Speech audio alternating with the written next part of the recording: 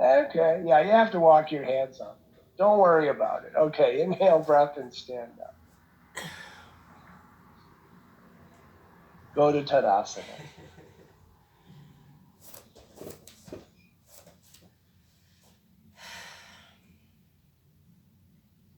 Okay. Any questions, any answers, any problems, any advice? Okay, none? All right. Headstand. If you can do head balance. If you are not doing head balance, of course, you take some form of a head supported forward bend so the brain is still below the heart.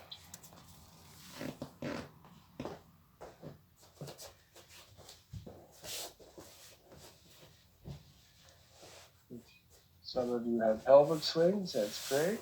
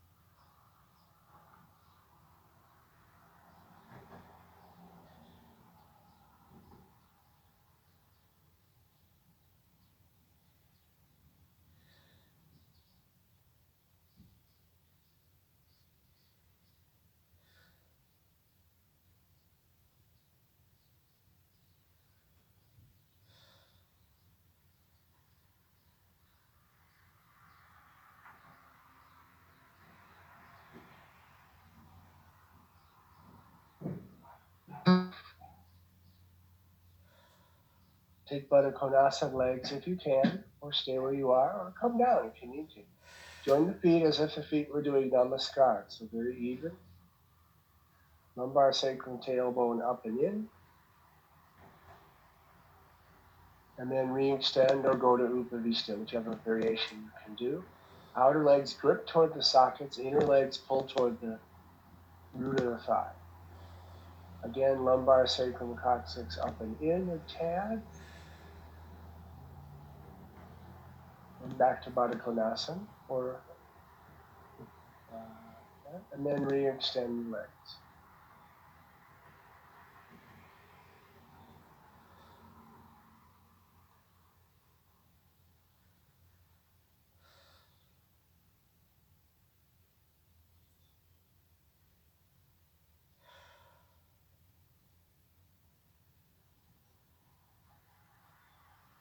And then the breath takes you out of the pose, rest with the head down.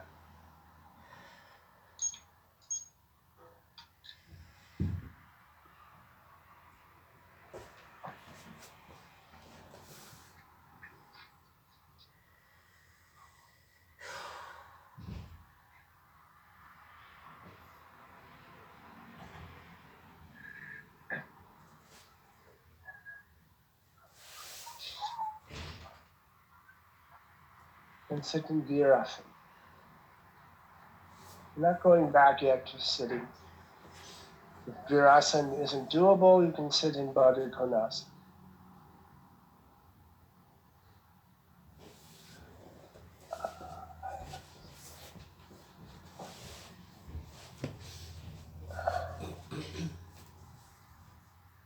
Oh, it's a good day. I can still sit in virassana.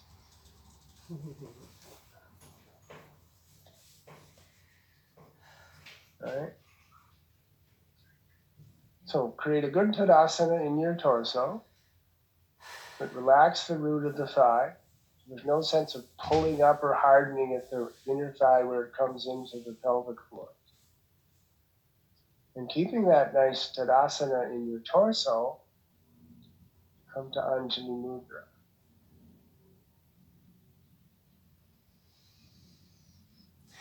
Sit this way for an hour.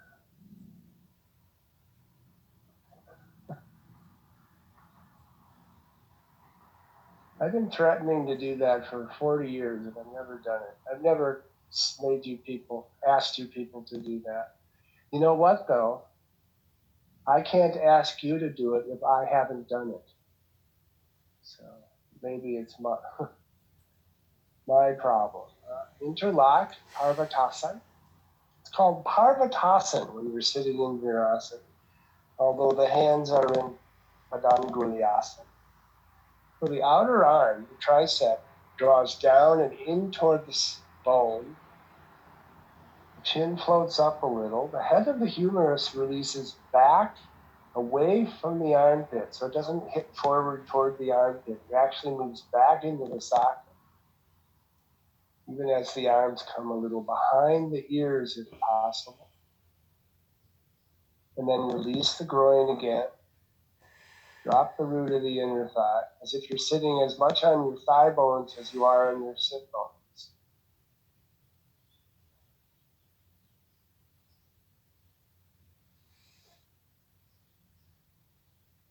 Back to Anjali Mudra.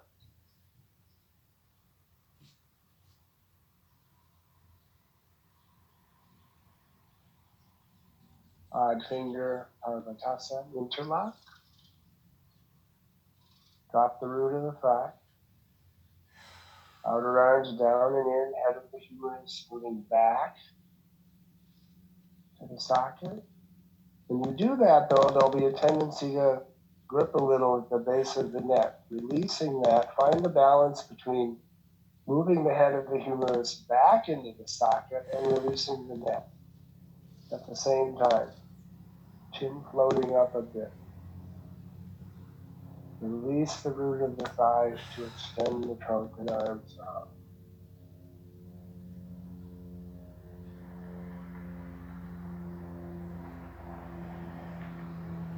Only 58 minutes to go. Back to Anjali.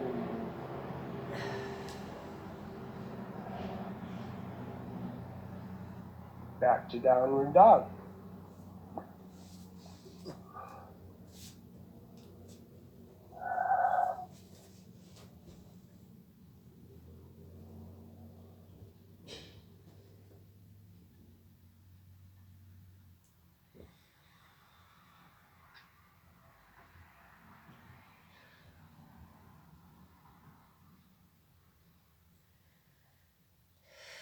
Extend on the exhalation.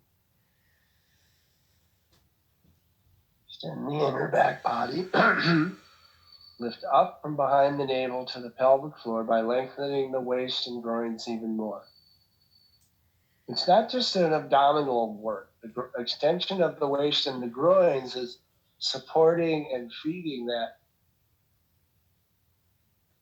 action of lifting up into the pelvic floor. So you shouldn't feel like you're gripping your organs.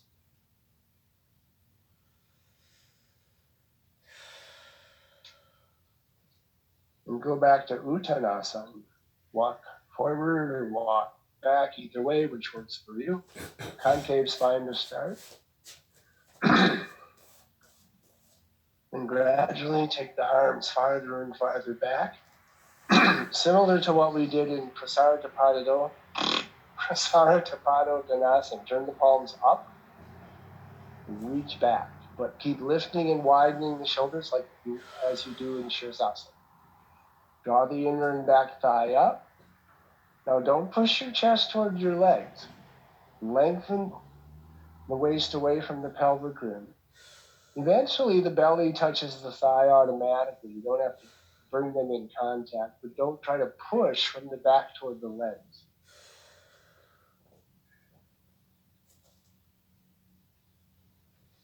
If your abdomen does come in contact with your legs, move the side ribs down toward the tops of the feet as the inner thighs ascend. And then those of you who can, take your forearms behind your calves and pull your torso down.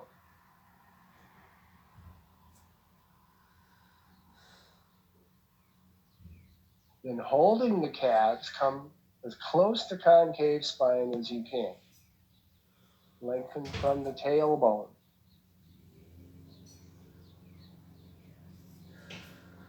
And then drop the arms to the sides and stand into tadasana. Just wait there while the circulation equalizes. If you have a lot of happiness, your belly may touch your thighs very easily when you bend forward. Is that called? Now. Is that called cheating, William? Well, you're not doing it intentionally, so I wouldn't call it cheating. No. Okay. And now, what else is there? Okay. 2 blocks, supported parigantanasana. If you can do the vertical height, you do that. So this is where you either sit in virassana or tadasana. And the block support is between the shoulder blades, but pretty high up, just below the base of the neck at the top edge. And then the second block is for head support. If that height is too much, just do on the lower setting of the block. If you're sitting in virassana, though, your butt has to stay on the floor. Lifting the butt, Suzanne, would be cheating. Sometimes I put a little half block under my pelvis if I need it that day. So don't lean back. Did you see? You can use a lower setting if you need to. Okay. Extend the arms over the head as if you're reaching toward the wall, not the floor. The head of the humerus goes where? Down into the socket. Extend the thoracic spine to connect to the base of the skull. Be careful that you're not pushing downward from the sternum into the block. Let the sternum feel like it's inflating and widening rather than compressing downward. Then bend the elbows, bring the palms to the head support block, and rotate the arms again to bring the elbows to point in. You can clasp your elbows. Again, extend the thoracic spine and sternum rather than pushing down. In fact, Let the block support you, almost like you're going to dome off the block energetically.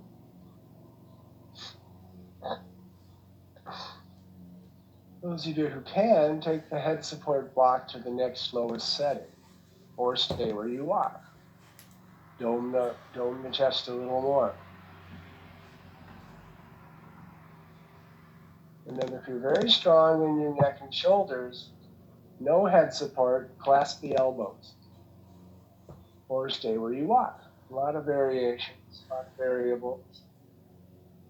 So dome again. If you did the arm interlock, switch that now. So the odd arm is now on top.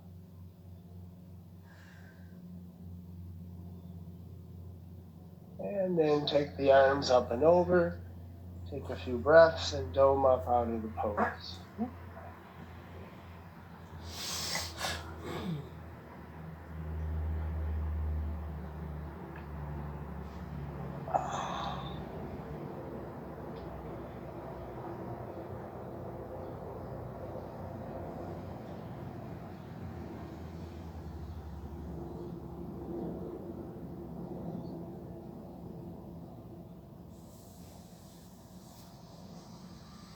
And extend your legs if you were in virassana. I know you're not supposed to have favorites, but I like that. Actually, it's okay to have favorites. All right, now you're ready for the full supta virassana. You two, Suzanne and V, you're the only two people who give me the thumbs up when I say this pose. Oh, Susan is giving me thumbs up too. You can do the pose with stoic resignation, that's fine. Every pose can't be the most joyful, right? All right. Now, if supta virasana is an issue for your ankles or your knees, you can also take supta parigantanasana. Some days it doesn't come.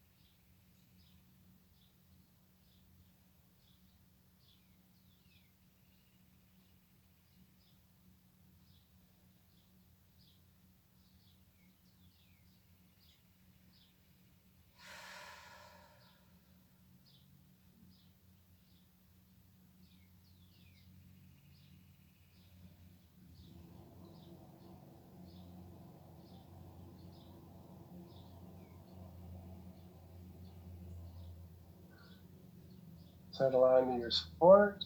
Soften, release, to send the abdominal and pelvic organs to rest deep in the back body.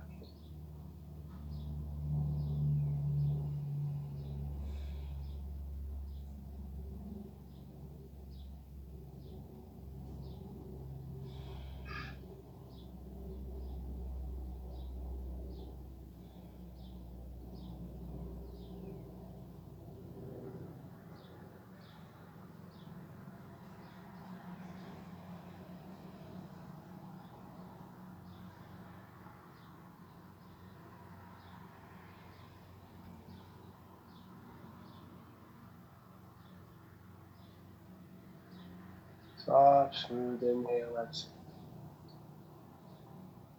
Slightly longer, slower exhale. Nothing dramatic, just a little bit. Notice that moment of suspension when the exhale pauses briefly, naturally, and and the inhalation comes.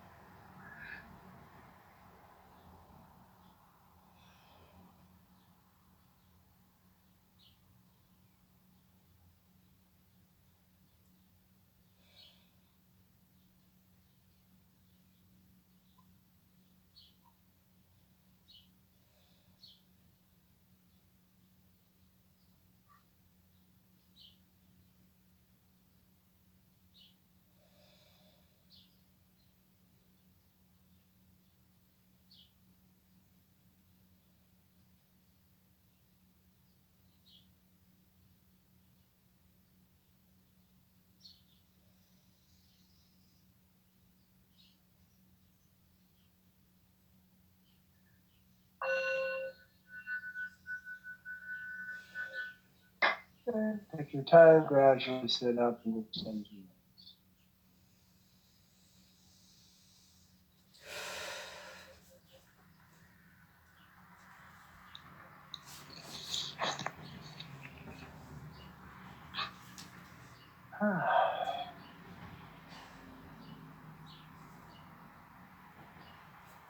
Hopefully the circulation returns.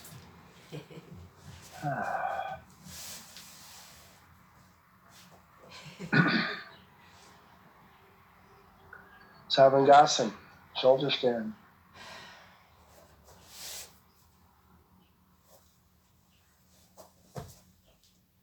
Use the chair, Viparita Karani or Satyabandha if Sarvangasana is not possible to do.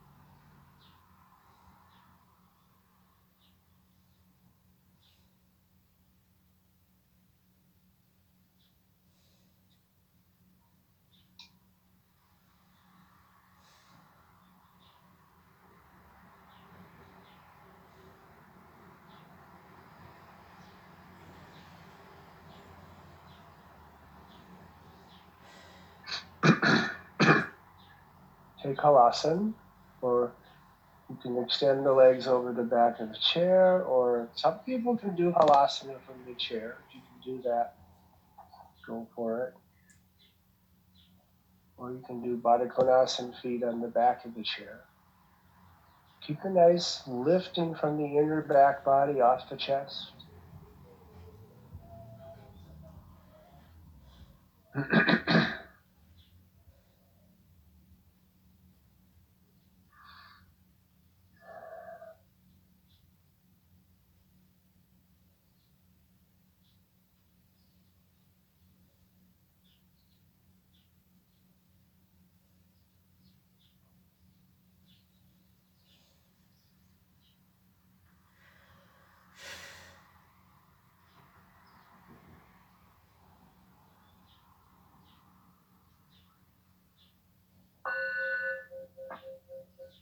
And release and roll down or slide off your chair.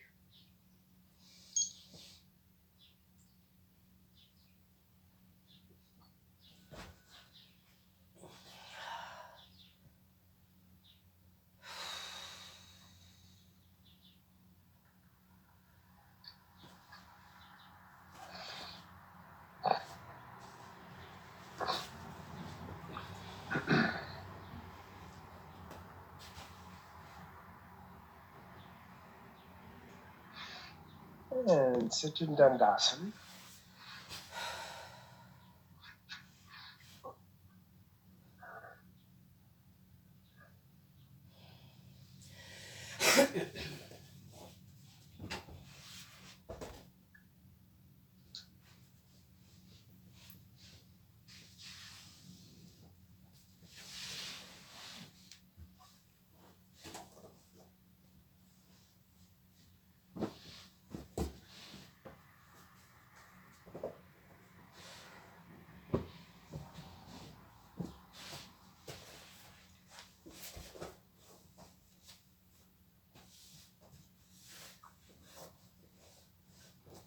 Wide, happy feet.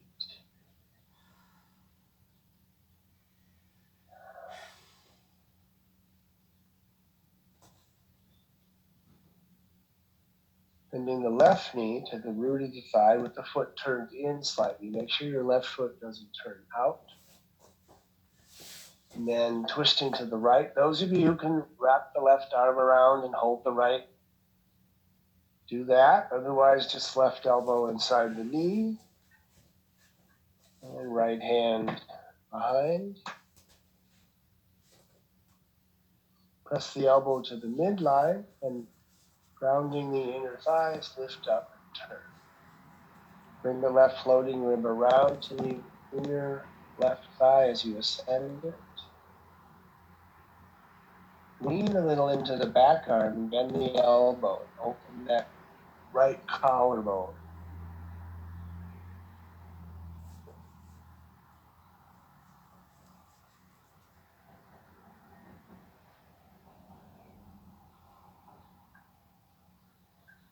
Then turn to face the extended leg. If you're not wrapping around, both hands to the foot. Betsy, just turn the right, left buttock can come up a little and take a forward bend. Turn completely around with that right shoulder though, Betsy. There you go. Or both hands or belt to the foot. Now the knee's going to drop out, so rolling to the inner heel, bring the knee back toward the midline. So it's still touching the upper arm. Marichyasana 1.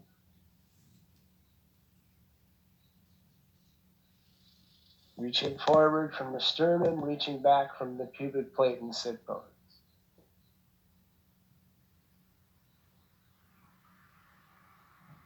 Bring that knee to the midline, Betsy. There you go, yep. Okay, come out of the pose. So Betsy, you keep the interlock, lift and sit up as straight as you can and twist to the right, strongly. Use the knee into the arm to help you twist. Okay, second side. Right knee, heel to the root of the thigh with the foot turned in slightly. Right elbow inside the knee, or wrap around, whichever variation you can do. Open the collarbones, find tadasana. Bending the left arm, lean into that hand a little, open that collarbone. Press the right knee to the midline and roll the left thigh and hip in.